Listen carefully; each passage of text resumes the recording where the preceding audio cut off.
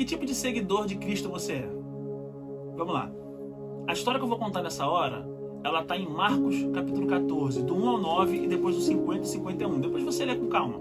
Só que como é que essa história está acontecendo?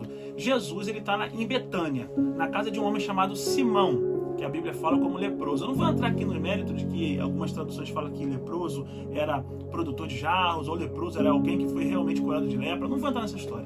A história é que Jesus está na casa de alguém. E dentro da casa de alguém, outro alguém faz algo especial. E é isso que eu quero falar.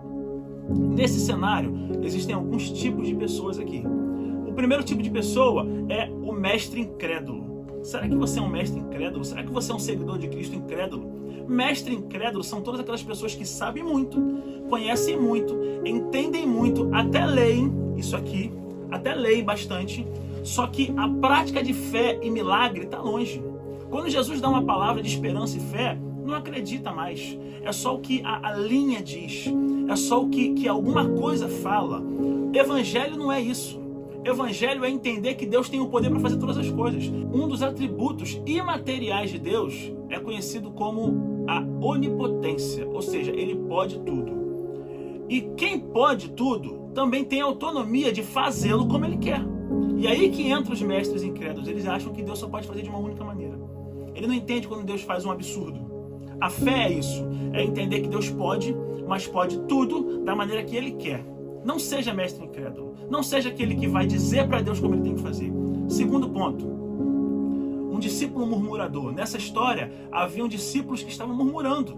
Quando a mulher derrama o vaso de alabastro, quebra o perfume e lava os pés de Jesus, os discípulos que estavam perto começam a murmurar: para que isso? Nós poderíamos dar para os pobres. Sempre numa situação vai ter alguém que vai murmurar. Você pode dar, você pode tirar. Você pode levar, você pode não levar. Você pode dar algo, ou pode dar mais, ou pode dar menos. Sempre vai ter alguém para reclamar. Você escolhe se você quer ser esse murmurador ou se você quer ser uma pessoa que entende cada momento e passa adiante.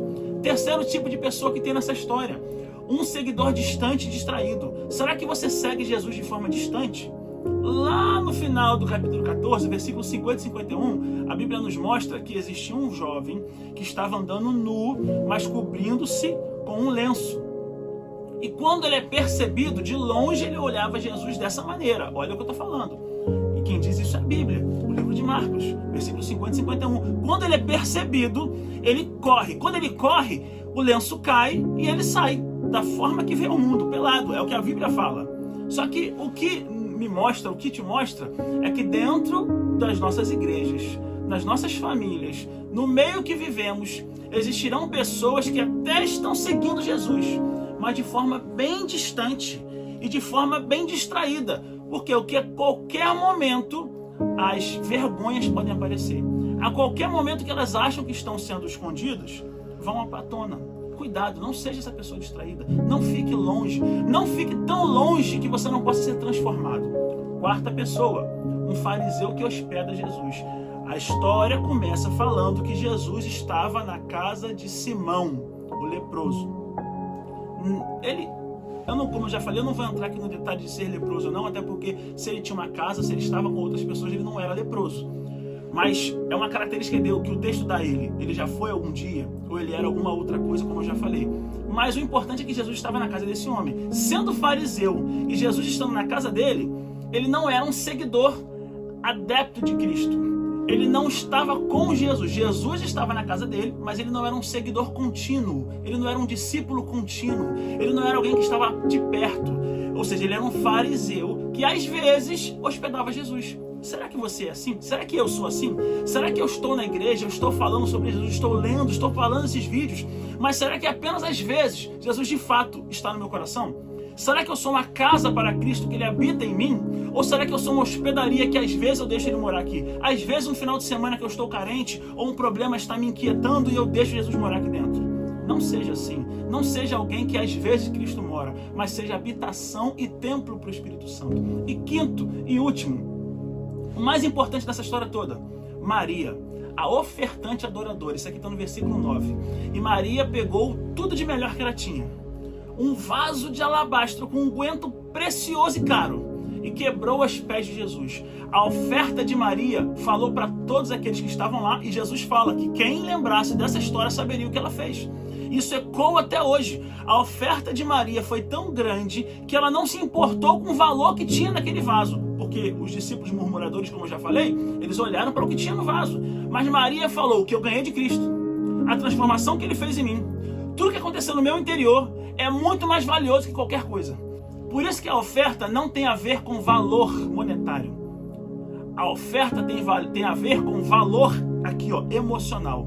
O quanto eu priorizo o reino, priorizo o que Deus fez por mim antes. Porque a mesma palavra diz que tudo que possamos fazer por Deus ainda são trapos de imundície. Eu posso dar todo o dinheiro do mundo, eu posso dar toda a ajuda do mundo, eu posso dar toda a benignidade do mundo, eu posso ser benevolente ao extremo, mas ainda assim isso é trapo de imundícia, porque o amor de Cristo foi muito maior. Então Maria entendeu. Por isso que a oferta de Maria foi uma oferta adoradora. Mesmo com um fariseu que às vezes hospeda Jesus, mesmo com discípulos murmuradores, mesmo com alguém de longe vendo aquilo, mesmo com tudo acontecendo em volta, ela não se importou com o que estava acontecendo. Ela só se importava com uma coisa: adorar o seu Jesus. Então, quem você decide ser? Você decide ser um discípulo murmurador? Você decide ser um mestre que é incrédulo? Você decide ser um visitante, alguém que está de longe espiando? Você decide ser um fariseu que às vezes hospeda Jesus? Ou você quer ser como Maria, um verdadeiro adorador? Deixe Cristo entrar em sua casa, deixe Cristo entrar em sua vida, deixe Cristo de verdade transformar, e que nada seja maior ou mais valioso no seu coração que a presença do Rei, que a presença de Jesus. Cristo, saiba e lembre-se disso, Cristo sempre nos dará mais do que nós possamos dar a Ele. Maria entendeu isso, por isso que ela é lembrada até hoje. Deus abençoe você e seja um adorador e um seguidor fiel. Deus abençoe a sua casa, a sua família, em nome de Jesus.